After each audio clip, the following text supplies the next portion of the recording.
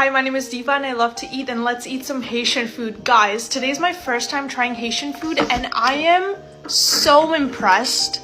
It exceeded my expectations because I've never really heard about Haitian food much. Haitian food might be one of my most favorite foods in the world. So I got a conch stew, which is called a lambi if I'm not mistaken.